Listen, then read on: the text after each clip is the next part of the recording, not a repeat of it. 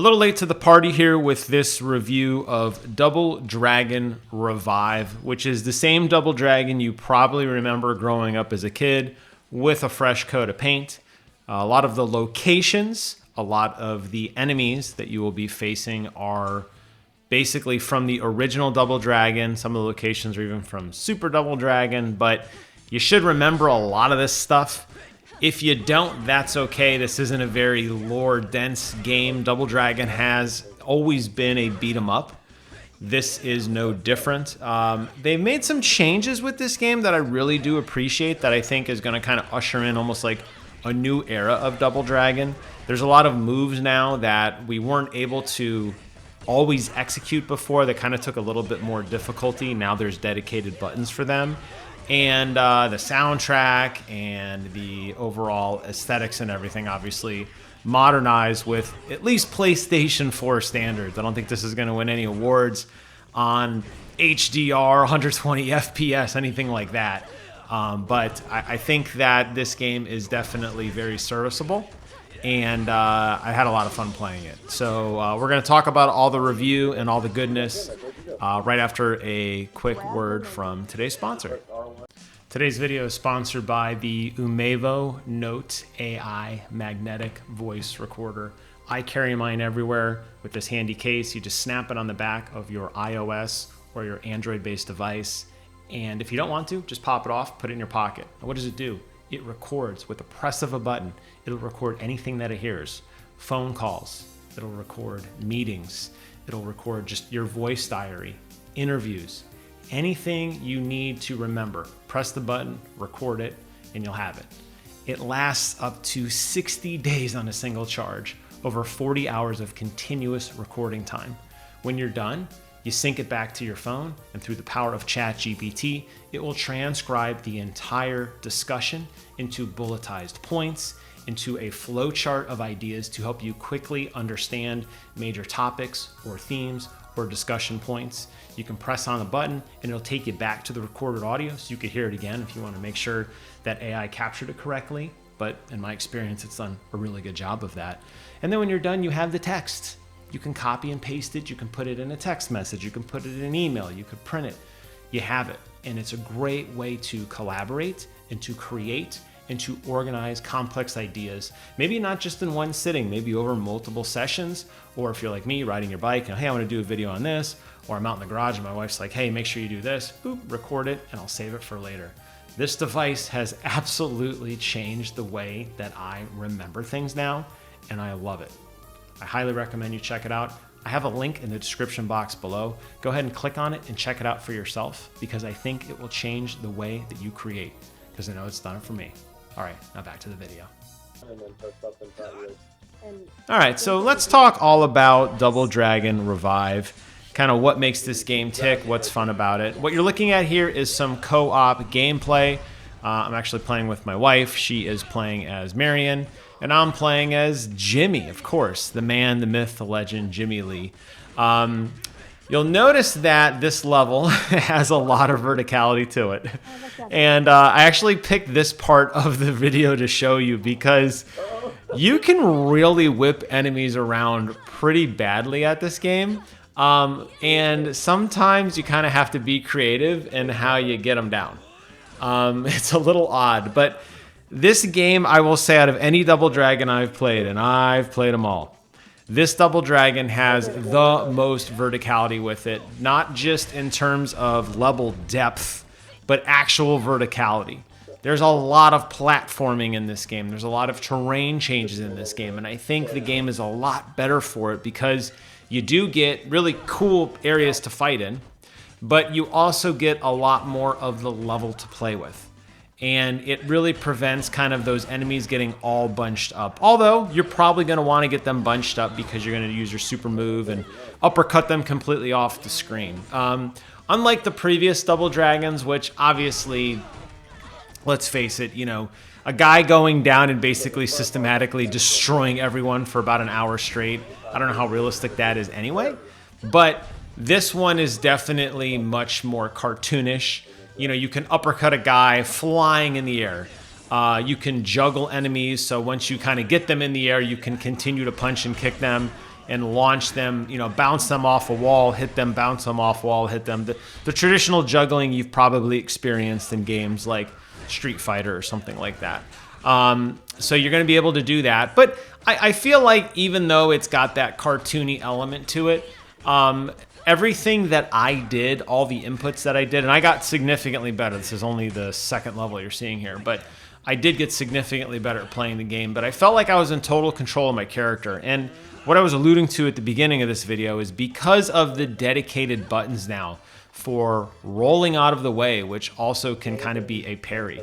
The dedicated button for grabbing, the dedicated button for throwing. All these things now really give you much more control over your character and allow you to interact with the world in kind of unique ways. Now, it's clear after watching the PlayStation State of Play Japan that just dropped that Arc Systems is very, very hot on what they call gimmicks. And you'll notice across the top of the screen below our health bar, you'll see kind of like a ticker pop up with how many combos we did or what kind of moves we did, that sort of thing. You'll notice every so often something says gimmick and a gimmick pops up. Now, on the map, you'll notice there are some places that are highlighted in a light purple. That is an indication to you that you can do some sort of gimmick attack with them. Like throw an enemy through the windshield of a car, which I think we do here. But you see how the car windows are glowing purple right now? Well, that's because you can grab a enemy and basically throw him into the car. Or throw him into a dumpster.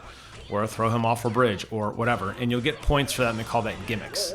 And what the gimmick does is it gives you more of your super meter. Below our health bar, you'll see that my wife has a max meter with both orbs filled up. I have one filled up, and I'm just starting on the second. Certain enemies, as you start to hit them, they will flash. You'll see a yellow banner across them by doing a button input. You do this like super ultimate uppercut, which is insanely devastating.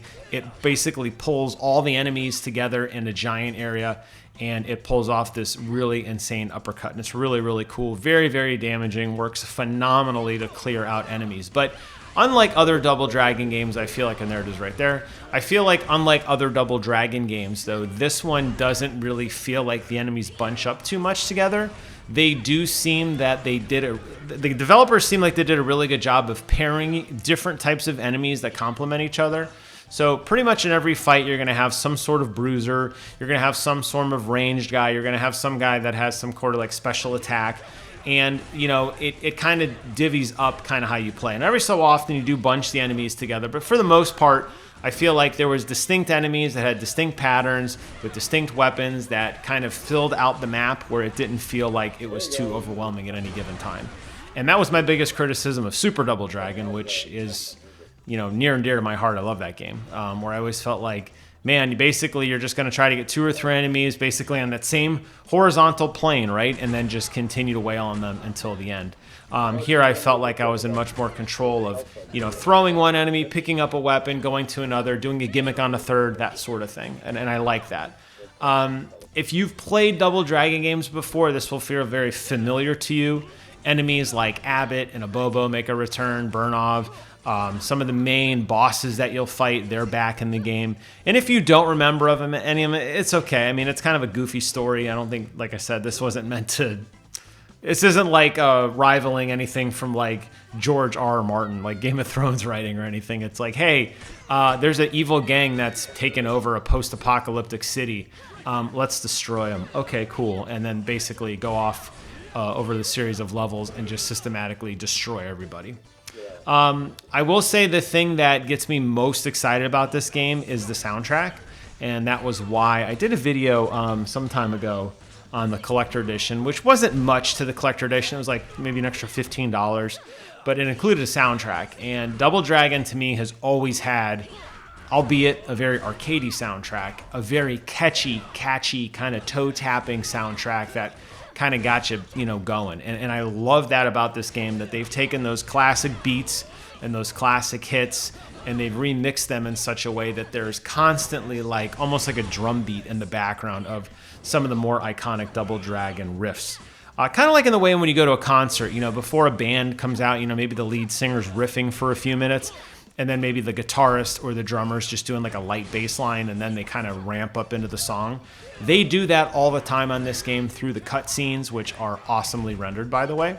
But they also do that in between just kind of some of the down moments. I really, really like it. I'm not going to say it's as great as like what Mick did on the Doom soundtrack, which, you know, kind of revolutionized the way sound design works in video gaming today.